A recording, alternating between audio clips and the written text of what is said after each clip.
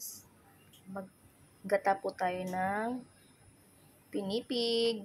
Ayun po, lagay ko na yung gata. Pakulan po natin.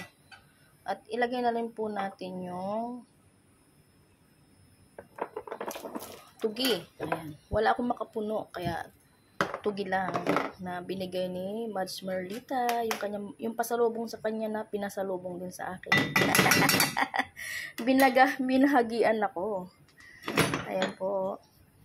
Isama ko na din to para sabay-sabay siyang maluto. Ayan. Ayan, pilagay po natin yung gatas na malapot. Ayan. Kasi wala akong nabiling makapuno. Imbis na yun na lang ang aking pampalapot. Ay, pampalapot, pang asukal. Pang tamis pala niya. Mali yung Tagalog ko. Sorry naman sa mga Tagalog. Ayan po, haluin po natin para po mag-blend yung ating tamis. Kasi matabang po yung tugi. Ayan. Nilagyan ko lang siya ng asin nung pinapakuluan ko siya. Nilalagyan ko siya. Ayan po, hintayin po nating maluto.